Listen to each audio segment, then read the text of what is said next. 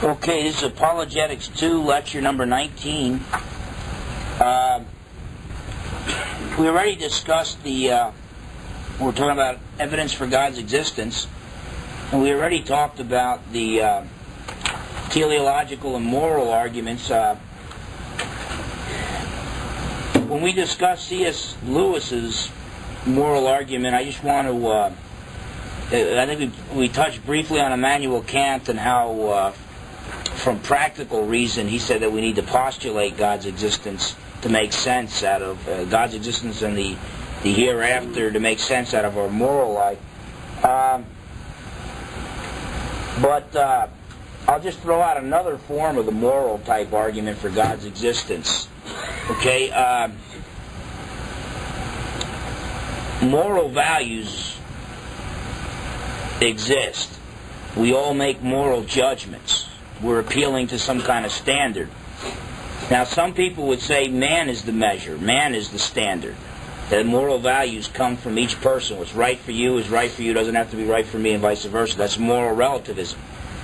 The problem with that is, if the moral law comes from within each person, and everybody can have their own, based on their own subjective taste, then one person can't call the actions of another person wrong.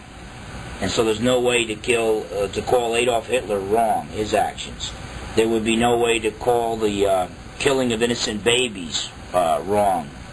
And most people would want to call it wrong. So then we can move it to the next stage and say, well, maybe the moral laws come from when a group of individuals gets together and they make a social contract. And so maybe it's a society. Maybe a society is what invents the moral law. The problem with that is, if that is true, then one society cannot call the actions of another society wrong. I.e., America cannot call Nazi Germany wrong for the extermination of the Jews and the barbaric acts that they performed. And most people want to be able to call those acts wrong. So now we move, if it's not there, the next stage from separate societies would be, well, maybe it's a world consensus that gives us this moral law, that creates this moral law. And that decides what is right and what is wrong, and we all have to answer to it. The problem there is, number one, what is a world consensus? I mean, it's not like we all have a remote control for our TV sets and we push a button and it votes on what is right and what is wrong, and then you've got people in African tribes and South American tribes who don't even have remote controls or whatever, but what is world consensus? We know the world consensus was wrong in the past, such as thinking the world was flat. If world consensus determines what is right, then the fact of the matter would be that slavery was not evil in earlier centuries. Because world consensus, that was just part of life. Slavery was just a part of life, whether it was over here in America or in Europe or throughout the world. I mean, you go back even to the time of Christ. And that's usually not a conclusion that atheists would like to draw.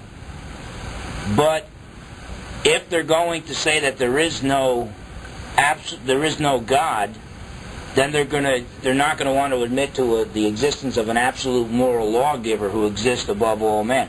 See, and the problem is, when I was at Olympic College, when I was answering questions, when I defended God's existence there, it was in front of a Christian group where there were a couple skeptics that showed up. I backed those guys into a corner to where one of the guys said, well, the moral law isn't something that's arbitrary. We could find it through the laws of logic. But when I pressed this guy further, I found he was a pure materialist, so only the material realm existed. And then it was real easy to pin him down on that, because even the laws of logic are subjective, are man-made. They do not exist above all men. Even the laws of logic can change. They're human inventions. And so basically there was no place to ground moral law above all men. See, the problem isn't you don't need to add people quantitatively. That's not what the problem is. Somehow you have to get something qualitatively above. We all admit to a moral law that is qualitatively above all mankind. That's why we can make judgments. That's why we can say to a guy, hey, you wronged me. You shouldn't have treated me that way. That's why Christ did not say, treat others the way you know they should be treated. Because he knew we'd step all over them. Because we don't think about other people. We don't put ourselves in the other person's shoes. But Christ told us, do unto others as you would have them do unto you. Because you recognize evil when it's directed at you. Okay? So we make these moral value judgments and we act as if it's above all mankind. The problem is, if you have a moral law that's above all mankind, that necessitates a moral lawgiver that is above all mankind. Okay? And so that's another route that a person can take to argue from the moral argument for God's existence. There is no adequate explanation for the moral decisions we make. I mean, even look at the writings of historians. They always judge the entire world at the time that they're saying, you look at a guy like Bishop Spong. In his writings, he starts slamming the culture as being male chauvinist and homophobic and that type of thing, the culture that Paul came from. And so they're making these judgments as if there's a standard above all cultures throughout history that can stand in judgment on man. So with the Christian ethic, because it's grounded in an eternal, unchanging God, slavery, putting a whip to the back of a black man and forcing him to work for you without any pay at all, is wrong at any day, in any age. We have an absolute moral lawgiver who gives us universal, unchanging moral laws. And this moral lawgiver, since the moral law is above all men, the moral lawgiver as well must be above all men. Before we move on to the cosmological argument, does anybody have any questions about the moral or teleological?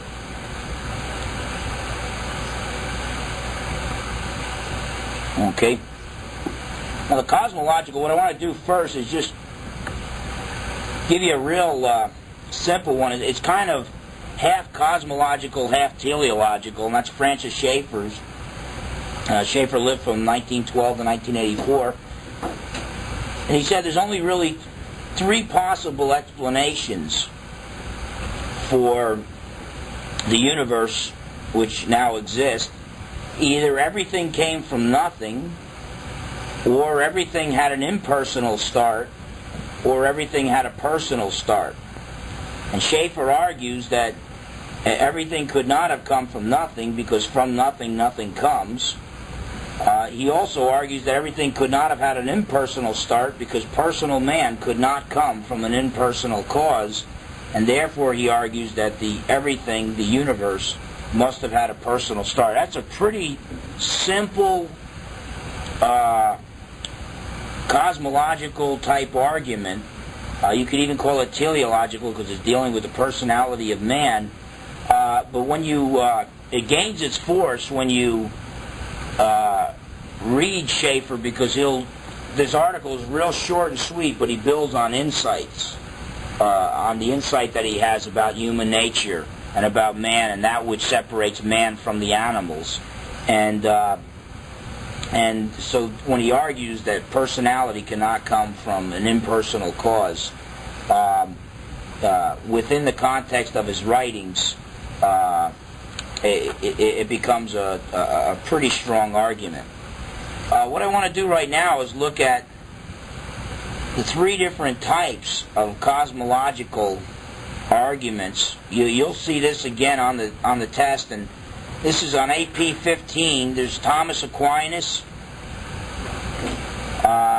who lived from 1224 to 1274 AD. Leibniz, who lived from 646 to 1716 AD.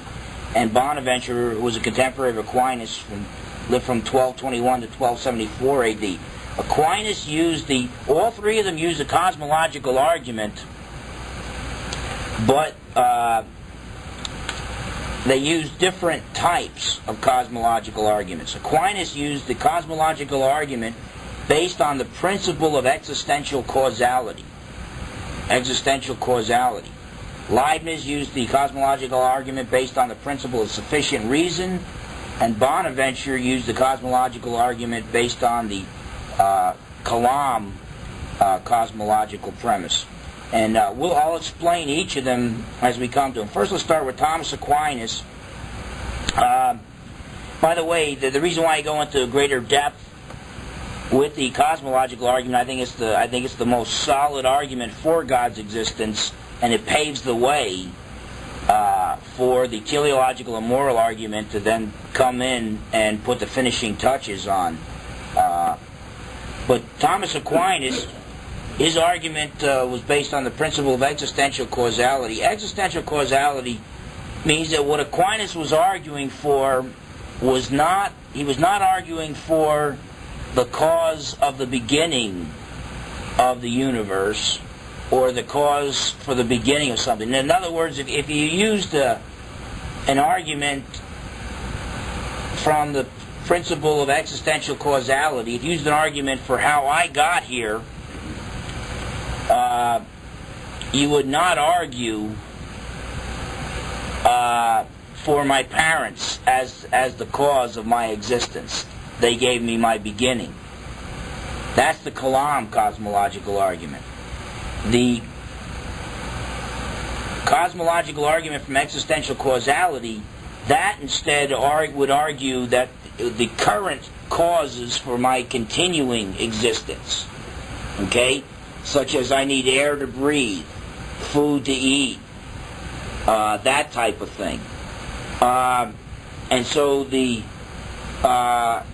principle of existential causality would be looking for the sustaining cause of all limited existence, or all dependent existence, rather than the originating cause. The originating cause, the initial cause for the existence of something, that is the Kalam cosmological argument. Okay, so everybody understand on that? Now, can anybody tell me why Aquinas didn't use the Kalam cosmological argument? One of the main reasons why he didn't.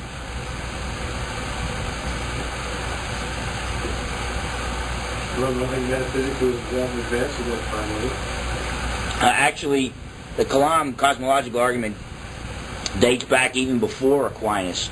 So it was that advanced, but there was something about Aquinas' philosophical system that would not allow him to even pay lip service to the Kalam cosmological argument. Didn't the Kalam come from Islam, and Aquinas was in the Catholic Church? Yeah, and that's a good point, but at the same time, some of Aquinas' arguments sound almost identical to Moses Maimonides, who was a Jewish philosopher. So he wouldn't mind borrowing from the Muslims if he thought they were right. Jeff. It's not specific enough to be used for a deist.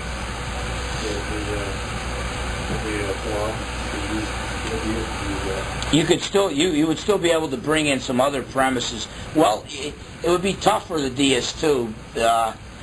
There's ways to get around that. There's ways to still make it stronger. Basically, what it was, Aquinas. He was a Platonist? No. Augustine was Platonic. Aquinas was Aristotelian, and Aristotle believed in an eternal universe. Okay, so here he's using Aristotle's argumentation, and he would refer to Aristotle in his writings, Aquinas would, as the philosopher, and everybody knew who he was talking about. Okay, So that's the high regard. Now, there are changes that he made to Aristotle in places. But what Aquinas argued that Aristotle was right. You could not prove that the universe, you could not philosophically prove that the universe had a beginning. But then Aquinas would argue, but we know that not through reason, but by faith, because we have good reasons to believe the Bible is God's Word. Once we know the Bible is God's Word, the Bible starts out by telling us, in the beginning God created the heavens and the earth. So he accepted that the universe had a beginning on the authority of the Bible, but he did not believe that you could prove that through reason alone. Not so much, because Aquinas is arguing that you could defend the Scriptures, but what he's arguing that there's certain things. Aquinas, if you remember from the lecture I gave on Aquinas, he put things into kind of two different stories, if you will. He said you could prove certain things by certain truths of the Bible you could prove by reason, and others go beyond reason. There's no way we could prove it through reason. Like God's existence you could prove through reason, but the doctrine of the Trinity you had to accept by faith because you couldn't prove it through reason. And he would also put the beginning of the universe, that the universe is not eternal, as something that you could not philosophically prove. Okay? Bonaventure, St. Bonaventure, who was the contemporary of him, argued with him on that, and did accept the Islamic philosophers' usage, the Muslim philosophers' usage of the Kalam cosmological argument. And they actually dialogued back and forth on that. And in fact, in Frederick Copleston's History of Philosophy, I think it's something like volume 3 or book 3 or whatever, but it's on the medieval. When you read in Bonaventure and Aquinas, you'll see how they kind of was like a ping pong match going on back and forth. And Aquinas was a tough dude to beat, but I think except for some bad science from Bonaventure, I think Bonaventure took him to the woodshed on this one. And sometimes we accept the philosophical system to the point where we end up in a dead end. You either reject the system or just lose the debate. And I think Aquinas lost that debate. But the cosmological argument, I believe all three of these cosmological arguments are good, solid arguments for God's existence. So I'm not saying that you should only use one or you should use the other, but what I am saying is I don't think, like for instance, Aquinas would say that Bonaventure's argument is messed up. Doesn't really work.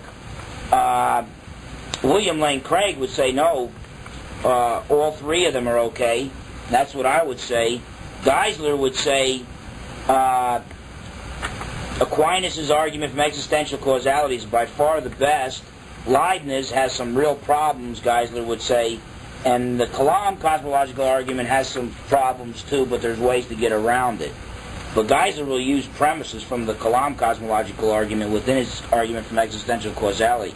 But keep in mind, if you need to just jot this down next to them, by existential causality, you're looking for the current sustaining cause. The current sustaining cause. Okay? It's kind of like when I look at myself, my face, in the reflection in that window. I am the sustaining cause of that reflection, so that if I moved my face from in front of that window, the reflection would also disappear. Now that'd be pretty tough for me to prove to myself, because every time I'd go back to look at it, my face would be there.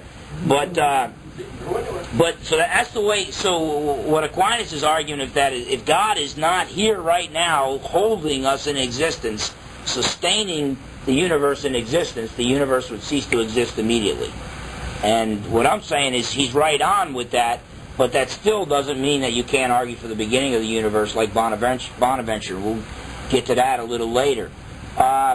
Leibniz, he's arguing for the sufficient reason. What he's arguing for, his basic premise well, it's just point A there. There is a sufficient reason or sufficient explanation for everything that exists. And we'll talk about that when we come to that. And for Bonaventure, with the Kalam cosmological argument, he's arguing for the beginning of the universe. Okay? So keep that in mind as we discuss these three arguments. Okay, let's take a look at Thomas Aquinas, the cosmological argument from existential causality. Okay, we'll look at points A to E, or points A to D. Point E, I just put the modern proponent of this argument is Norman Geisler.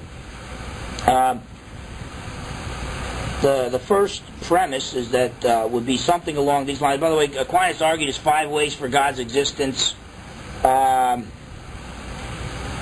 About 3 of his arguments really fit real close to this. Okay, so it's not. I'm not quoting him word for word, is what I'm getting at. But I'm hopefully, from my reading Aquinas and from reading the experts on Aquinas, such as Copleston, Geisler, and Gilson, hopefully I've got a good enough understanding on Aquinas to his argumentation for God's existence to where I can do this.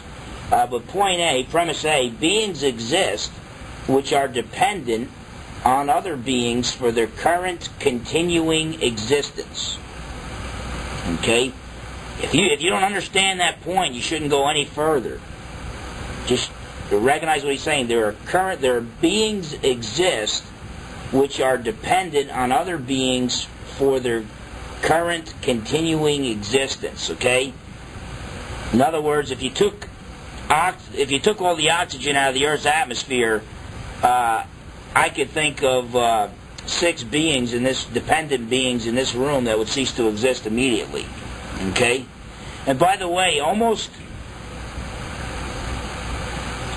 synonymous with dependent beings would be contingent beings or finite limited beings. Okay, all those terms are almost interchangeable. Each one has like just a different emphasis. But I like dependent beings because I think it makes it the clearest in our current vernacular.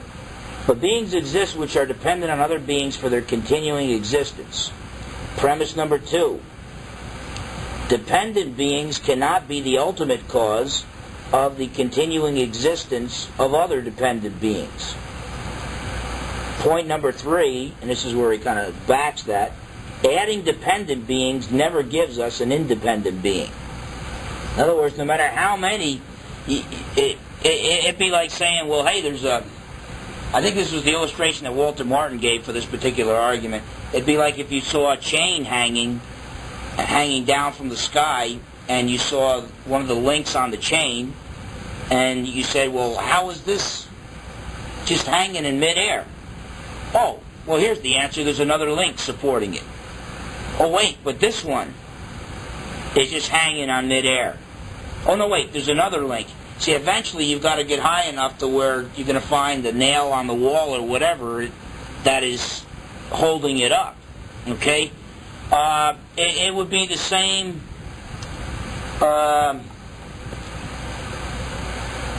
What was the other illustration? Domino. I was going to use the domino one, but that could. But for that's more.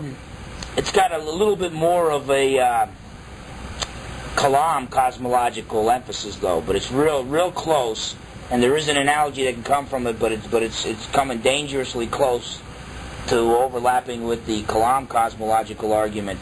When I used to hook up car stereos in the old beater cars that I used to, as a typical guy from New Jersey, you buy a car for $200 that barely runs, and then you go out and buy a car stereo for $450 and try to hook it in there. But you can never get those things to play unless you took that wire and grounded it on some metal.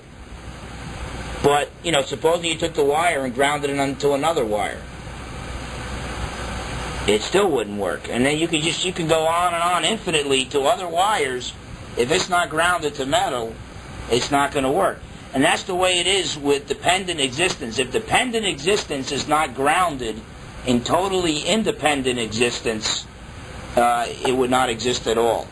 That's what Aquinas is arguing. So if the universe is made up of dependent beings that depend on something other than themselves for their continued existence, to sustain them in existence, if you add up all these dependent beings, it does not give you an independent being. What it says is the whole entire universe needs a sustaining cause. And so his conclusion, point D, is the ultimate cause for the continuing existence of all dependent beings must be an independent being. Okay? I try to simplify Aquinas' argumentation. If you get a chance and you are able to get your hands on his Summa Theologica and you want to look at his arguments, his 5 ways to prove God's existence, you'll see that it's almost like he's speaking a different language. It doesn't make a whole lot of sense. What's that? Well, yeah, he actually wrote in Latin, but I mean, you just even the translation of it in English, which is the only way I read it, it sounds like it's a whole different argument. So it's kind of what you have.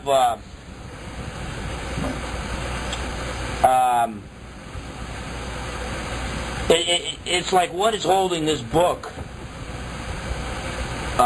suspending this book, holding it up about 3 feet off the ground. It's the desk. And that desk is also sustaining this can of tea and this cassette recorder and that type of thing. And that's what Aquinas is looking for. He's looking for that independent being that holds all the things in the universe together, which the Scriptures talks about Jesus doing. The one who sustains in existence all the dependent existence.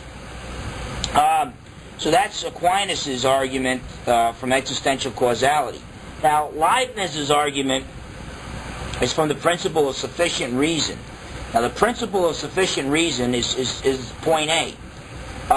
There is a sufficient reason or a sufficient explanation for everything that exists.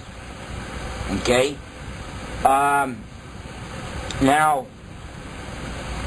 Geisler will argue that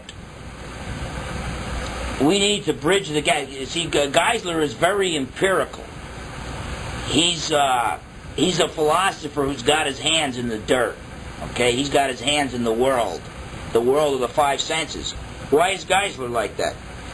Because Aquinas was like that, and Geisler was a Thomist. And I'm not knocking that. The Thomists are pretty tough to beat in debates. I think Aquinas was great at what he did. But keep that in mind. So Geisler doesn't like explanations in the mind. He wants causes, concrete causes that exist outside the mind. Okay? My argument there, though, is if the only adequate explanation turns out to be a cause that is outside the mind, the difference, it's a little bit more than semantical, but I think you still end up pretty much at the same point. So I think Geisler makes a bigger point out of it from a Thomistic standpoint. There's good reason for it. But then again, if you're not a Thomist,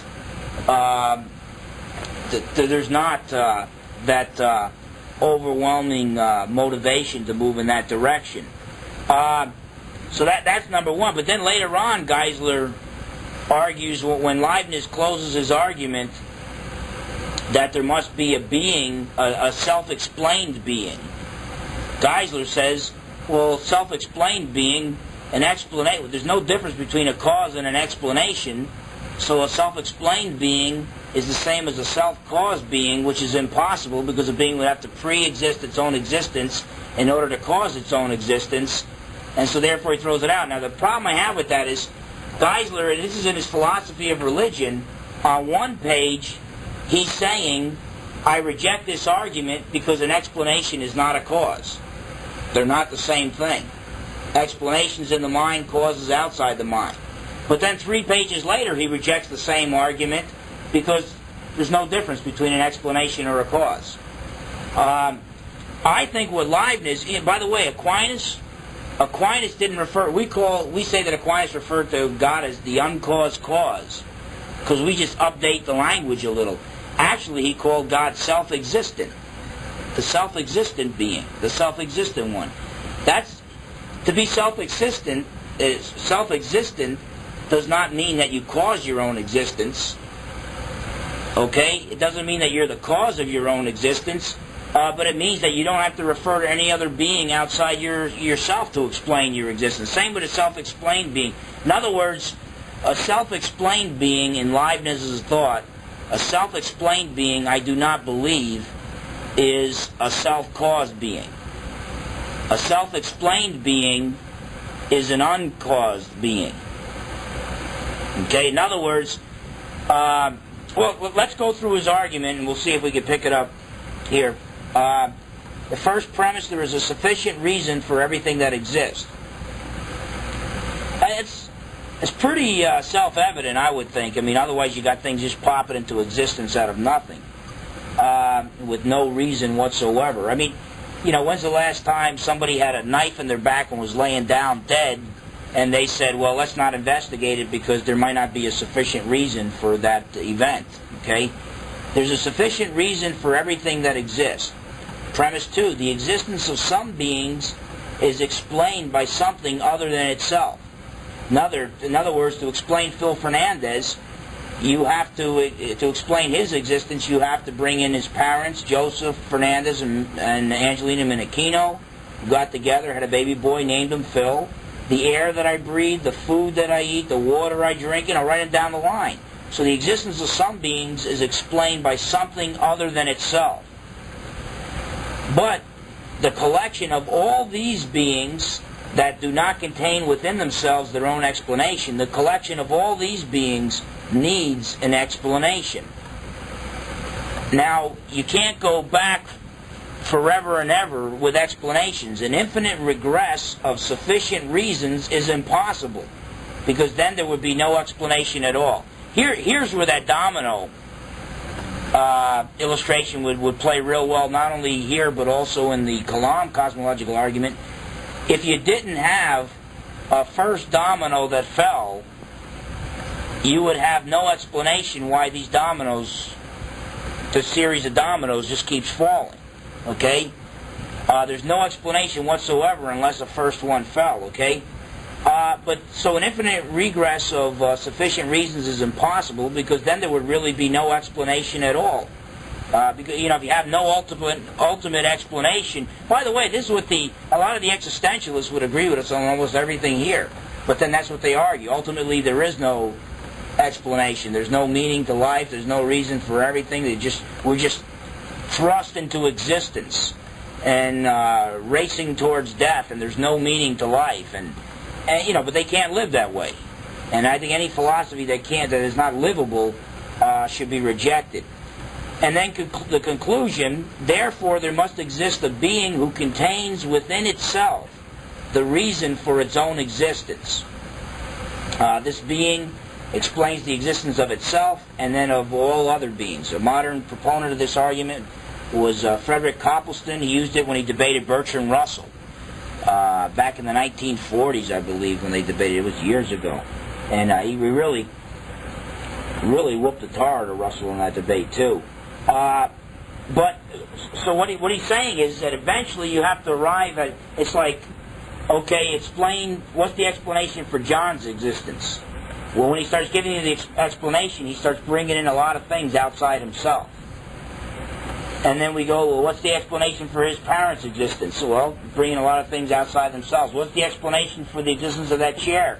You bring in a lot of factors outside itself.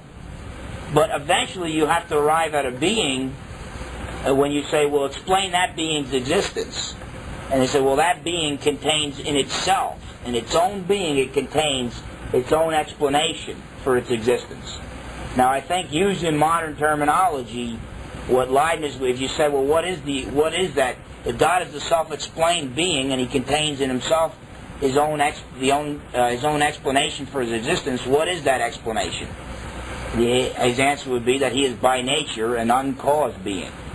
He is by nature an eternal being self-existent being who has no beginning and no end, his essence is existence. Okay? Now, essence is what you are. Existence is that you are. Okay? God's essence is to exist. He is pure existence. And just like God is love, but He gives us love. Okay? So we have love, but God is love. Well, we have existence, but God is existence. Okay?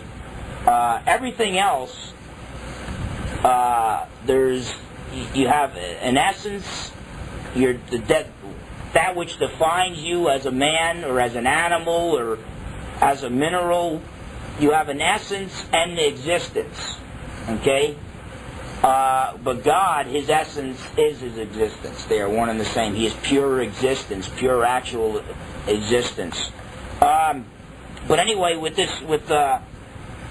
Leibniz's argumentation there, he would say eventually the explanation's got to stop somewhere, and you have to stop at a being that is such a being that he contains within himself the explanation for his own existence. And that explanation is that God just exists.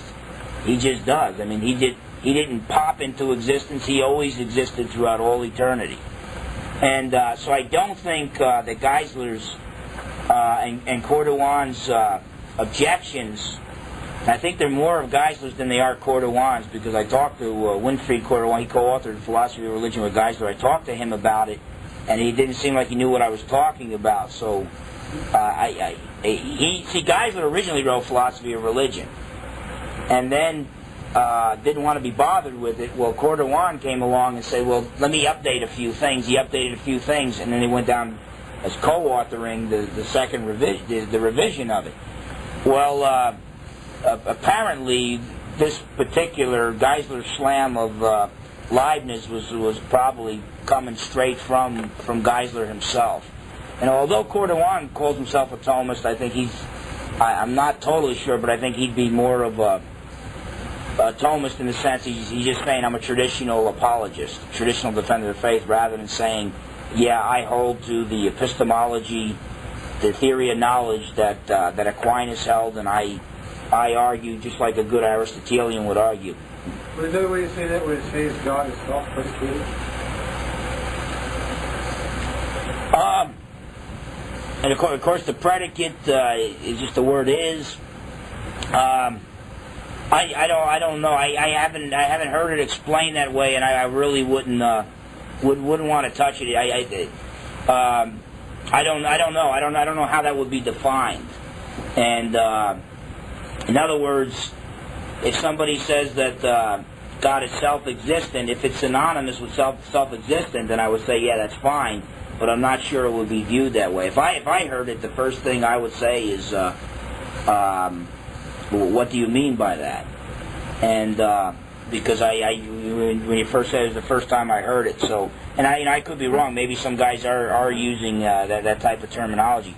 Then again, there are times when I've read Van Til where he uses the terminology over and over again, and so I'm thinking from a Thomistic standpoint that he means the same thing Aquinas does, and it turns out he means something totally different. And so I wouldn't use that phrase unless I saw that it was being widely used and meaning one particular thing, and in one sense it was real clear.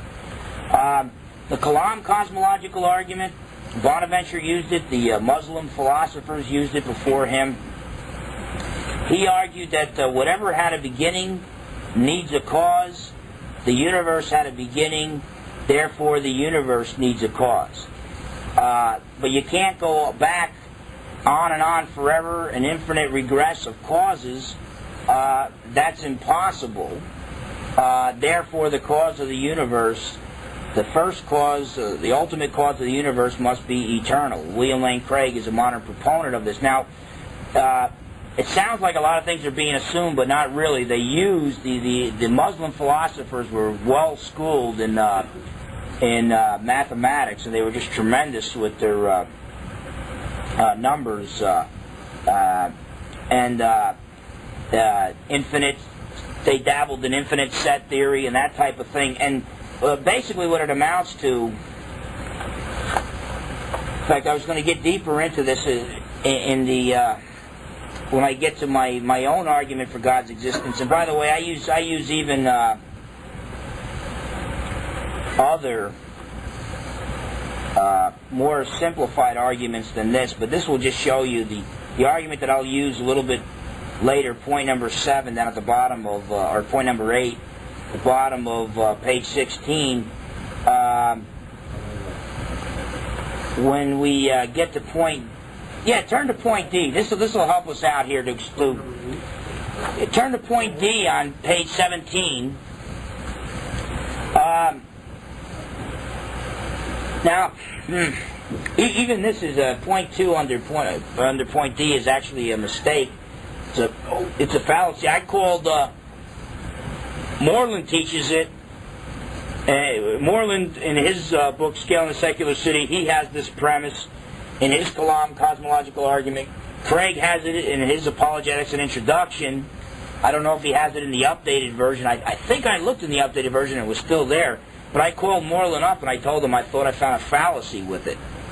And I was really surprised. Before I ever met Moreland, Moreland said, I agree with you. And we started discussing it a little bit, and he said that he proposed 3 possible solutions and stuff, and we talked about it and that type of thing. So I was working on my dissertation. I was on that point, the Kalam Cosmological Argument. Actually, an actual infinite set of finites can exist, but it can only exist inside a mind. And since it's infinite, it can only exist inside an infinite mind. In other words, God, being omniscient, knows an actually infinite number of things, but He knows them in one eternal glance, one eternal thought. And that's the only way you can grasp an actual infinite set. Because if God thought like we think, one thought at a time, you could never get, no matter how many thoughts you had, you could never know an actual infinite number of things.